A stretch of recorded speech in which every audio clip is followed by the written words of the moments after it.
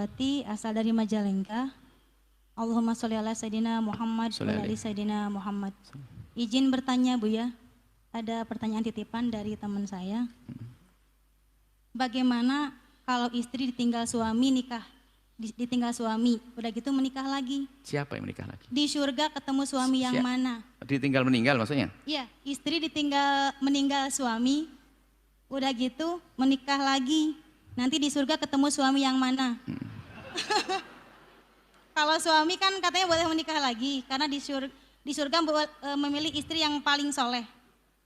Kalau istri katanya nggak boleh nikah lagi, nantinya takut nggak bersama lagi sama suami yang dulu gitu. Mohon pencerahannya Bu ya. Wassalamualaikum warahmatullahi wabarakatuh. Assalamualaikum. Kalau belajar itu dari orang yang ada ilmu dong. Masa orang suaminya meninggal nggak boleh menikah lagi? Itu kebutuhan pribadi. Banyak dari sahabat Nabi janda sahabat Nabi menikah lagi ada.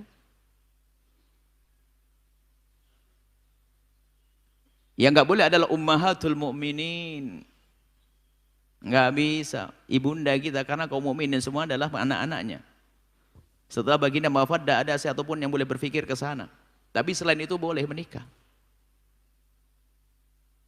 Adapun masalah nanti di sana Anda jangan bingung, Anda di surga.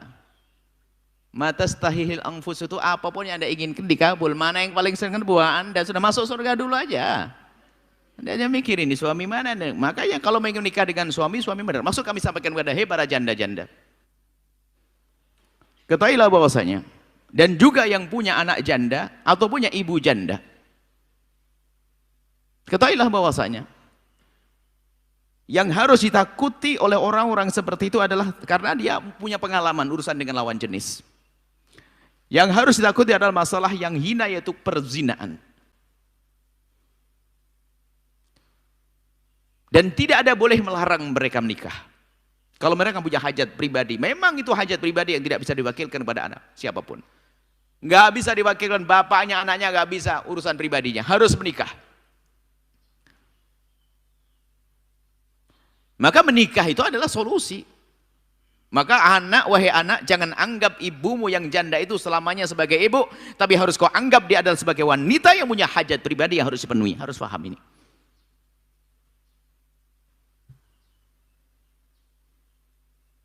Ini ada. Sama sebaliknya orang tua aja bukan demikian. Kadang-kadang orang tua melarang anaknya nikah. Dia sudah tua, anaknya masih muda pengen nikah.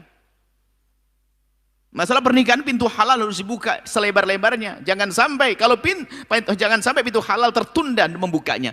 Di saat kita menunda membuka pintu halal, jangan-jangan pintu haram yang terbuka. Kehinaan hari ini begitu mudah. Jauh lebih mudah daripada zaman dulu. Anda yang seumur kami, apa yang ada pada Anda tentang media? Telepon jarang, yang punya hanya Pak Lurah satu. Televisi hanya Pak Lurah satu yang punya. Pembangkit syahwat tidak sedahsyat hari ini. Nah, kalau sebegitu pernikahan kita persuit hari ini mau apa anak kita? Sampaikan kepada sang janda itu, kalau pengen nikah, tapi ingat suaminya yang benar, bukan karena kamu tertipu, suami yang soleh. Tapi aku nanti ketemu dengan suamiku enggak? Sudahlah, nikah dulu nanti kalau nikahmu benar, yang bikin enggak ketemu itu apalah apa? Suaminya meninggal enggak menikah lalu dia zina, dia ini melakukan keharaman, syahwatnya, itu yang enggak benar. Menikah adalah hal yang wajar, bukan aib. Yang aib itu melakukan zina. Anehnya di negeri ini adalah kalau enggak nikah tuh biasa pacaran segala macam. Nikah kadang-kadang dibikin aneh. Semoga ini janda-janda mendengar suara ini dijaga oleh Allah. Kalaupun tidak menikah dijaga oleh Allah. Kalau menikah ketemu suami yang baik. Siapa yang melarang menikah? Tidak ada yang melarang menikah. Dianjurkan menikah. Ini bahaya bang. Sebuah kisah, ada seorang wanita menangis di hadapan kami. Karena anaknya tidak mengizinkan nikah. Karena bukan gitu. Saya bisa bertahan, dia tidak mau menikah, anaknya belum mau menikah. 5 tahun dia. Setelah itu 5 tahun menangis dia. Kenapa? Saya bisa bertahan 5 tahun untuk memenuhi keinginan anak saya agar saya tidak menikah, Buya. Terus dia nangis habis-habis. Setelah itu apa? Saya kepleset dalam zina, itu kan? Dan betul, memang waktu ditinggal oleh suaminya, memang anaknya kecil, dia masih sibuk dengan anaknya. Giliran anaknya sudah kuliah, lihat setan pandai ini. Di saat itulah dia melakukan kehinaan, padahal pintu halal buka. Makanya anak, wahai anak, jangan anggap ibumu selamanya sebagai ibu. Anggap dia sebagai seorang wanita yang perlu dimuliakan oleh seorang suami. Urusan cemburu dan sebagainya urusan dunia. Di akhirat nggak ada itu semuanya. Ayahandamu yang sudah di alam barzah, kalau melihat ibumu solehah, takut zina, takut haram, kemudian menikah, ayahmu yang di alam barzah bangga, karena itu buah didikanku dulu waktu di dunia. Halal penting, naudzubillah. Kadang-kadang iseng, mohon maaf, perempuan lihat gambar-gambar enggak, pelampiasan syahwat, terhina. Nikah, pintu halal harus buka. Lalu nanti di surga dengan siapa? Suami pertama, kedua atau ketiga? Masuk surga dulu suruh pilih nanti.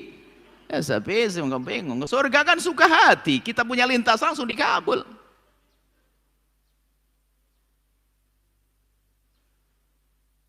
Selesai insya Allah. Semoga indah semuanya, tolong pernikahan. Sama, seorang anak melarang bapaknya menikah lagi, ada. Hei anak, dengar. Bapaknya sudah tidak ada, ibunya sudah meninggal dunia, bapaknya nggak boleh menikah dan sebagainya. Kata anak perempuan, akan aku rawat bapakmu. Kamu hanya bisa berat makan dan naik dohir, tapi urusan batinnya nggak bisa. Inilah syariat. Kemudian hei para janda-janda, jadilah anda Khadijah. Sayyidah Khadijah itu cerdas. Jadi kalau menikah itu setelah merenung panjang, bukan kecebak dalam cinta yang nggak jelas. Jadi Sayyidah Khadijah tuh lihat laki-laki hebat, nggak pandang muda lebih muda, nggak ada masalah. Dia soleh, dia baik, dia jujur, dia kayaknya penuh berkah. Kalau dagang kok laku bener nih dagangannya. Biarpun umurnya jauh, Sayyidah Khadijah 40, Sayyidina Nabi 25. Sampailah Sayyidah Khadijah kepada Rasul. Tapi bukan sewaktu Sayyidina Nabi bekerja di Sayyidah Khadijah itu orang yang ngerti manajemen, handal dalam bisnis. Enggak langsung ketemu Nabi, enggak. Orang lain yang ketemu. Hanya memantau apa yang dilakukan Muhammad bin Abdullah. Bagaimana bisnisnya. Oh, yang cerita yang nemen itu ajib. Orang ini baik banget, jujur ya luar biasa, berkah semua. Nah, kemudian dia gini-gini, baru Sayyidah Khadijah mantap. Pengen tahu? Bukan pakai WA. Dibohongi kalau pakai WA itu. Hei ibu-ibu janda, dibohongi nanti WA. Bilang ke Ustadz, ya Ustadz, saya sudah nggak punya suami, tolong carikan anak laki-laki yang baik. Nanti ketemu judul yang baik. Di WA-in, wah ini anak. Dibohongi nanti. Apalagi Facebook. Kalau Anda menemukan orang baik, Anda boleh berbicara, karena haram harus kita hindari. Haram harus kita hindari. Cuman jika ada seorang wanita setelah suaminya meninggal lalu tidak menikah, sah-sah saja. Karena bisa saja dia tenggelam dalam kecintaan kepada Allah, sibuk dengan anak lalu tidak ada bangkit syahwat sama sekali. Ada. Tidak menikah lagi, sah-sah saja. Tapi kalau anda yang ngukur diri Anda sendiri, kalau Anda syahwat Anda sering bergolak, Anda harus melangkah kepada arah ke sana. Baik, ini nasihat, karena pertanyaan-pertanyaan begitu sering akhirnya memaksa dia tidak menikah untuk dengan suaminya. Tak tanya dengan suaminya pun tidak ketemu. Kenapa? Dia bejat setelah itu. Hati-hati, takutlah pada Allah. Makanya kami selalu sambut masalah berzinahan. Begitu mudah hari ini dilakukan oleh seorang hamba. Melakukan kehinaan zina.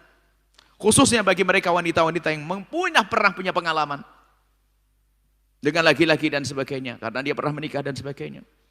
Kecuali memang Anda adalah orang yang sejuk, teduh, lalu nggak hasrat seperti itu, sah-sah. Tapi ingat, bagi siapapun yang syahwat yang bergolak kuat, bukan aib dan celah, itu Allah beri. Tinggal apa? Penyalurannya yang benar, gitu saja. Jadi orang punya syahwat bukan celah dan aib loh ya. Ada orang mungkin laki-laki syahwatnya tinggi, loh kenapa? Itu kan berian dari Allah. Seperti orang keker badannya, seperti orang lantang suaranya, seperti orang, itu sama berian Allah. Lalu apa? Ya pelampiasannya dong. Yang halal kan tidak ada syahwat yang Allah berikan kepada hambanya kecuali Allah beri penyaluran yang istimewa. Halal, pernikahan, selesai. Jadi kalau punya syahwat Anda tidak usah malu, Anda menikah. Dan tidak dianjurkan Anda minum pil apa agar syahwat saya tidak bangkit. Nggak boleh juga. Nggak boleh juga. Atau langsung laki-laki saya pergi ke dokter, biar apa? Saya dibikin impoten saja. Nggak boleh begitu, haram, dosa. Ya, ini saja insyaallah nasihat-nasihat pernikahan. Semoga Allah menjaga semuanya dijauhkan dari zina. dibuka pintu halal, dan semoga Allah mencukupkan kita dengan yang halal. Wallahu a'lam bishawab. Setelah Anda menyaksikan video ini, jangan lupa berselawat kepada baginda Nabi Muhammad sallallahu alaihi wa alihi wa sahbihi wasallam.